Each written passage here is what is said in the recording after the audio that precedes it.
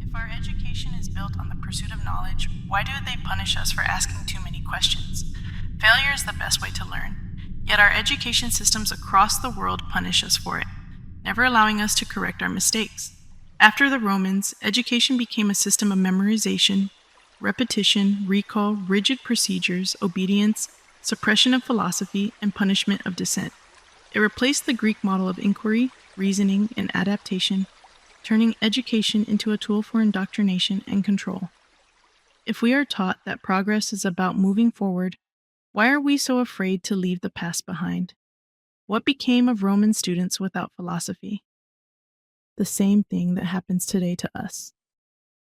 As soon as we hear something we don't agree with, we scoff, chuckle, laugh, or respond in some other way, like rolling our eyes. This is to prevent the feelings of dissonance from arising. Laughing blocks the pain and reveals how entrenched we really are.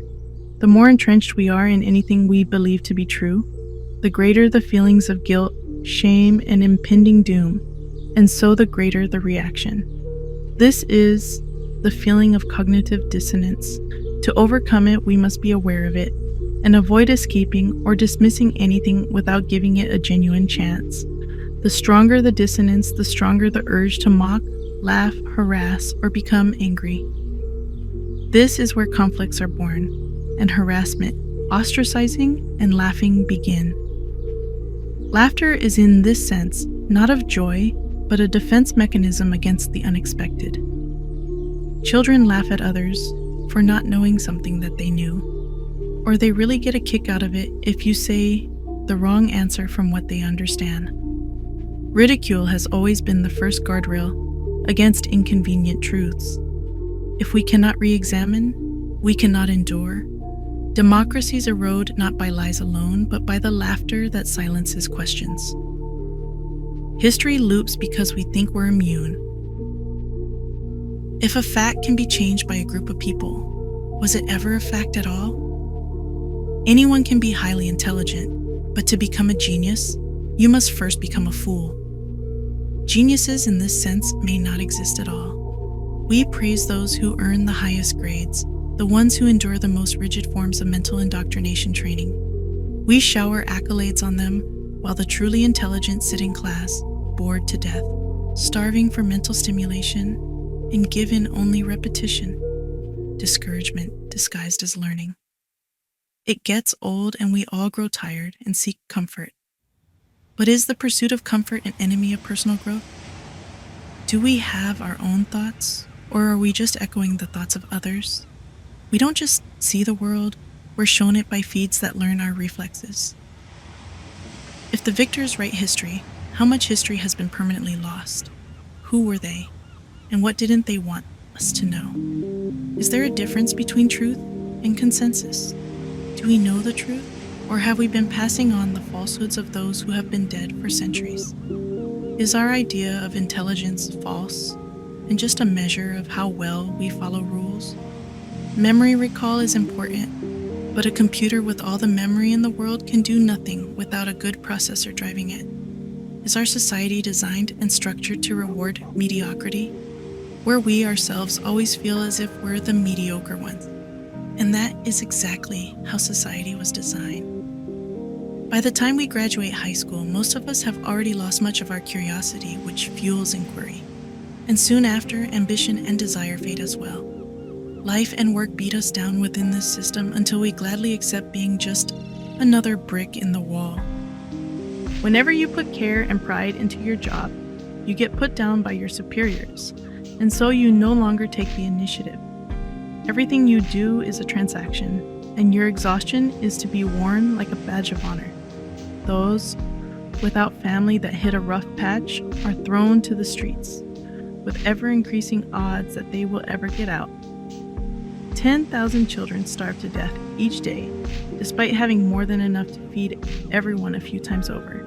And when we say, we're unhappy with this system, they'll respond with, the system isn't the reason you're unhappy. It isn't society's fault. You're unhappy because you're unhappy with yourself. we'd become desensitized and crushed by our own inability to demand accountability. Is the need to feel superior to others when hurt a symptom of our own inferiority? Is your sense of inferiority tricking you into tearing others down simply because you were torn down? The behaviors most often passed on are negative ones, teaching us to treat others the way we were treated. Why are we so afraid to admit we don't know something? Instead, many of us act like experts after reading a few sentences of something we just learned about. Did we choose our beliefs, or were they installed in us, like an operating system, and the software within? Is the pursuit of social harmony just a polite name for mass conformity, where individualism is destroyed in the name of tolerance? Why do we value someone's opinion more just because they're a celebrity or have authority? Are we learning what to think in school instead of how to think for ourselves? No one admits to being biased, and so to say that you are open-minded means nothing. Why is it easier to ridicule a new idea than to try to understand it? Is our obsession with being right a barrier to finding the truth?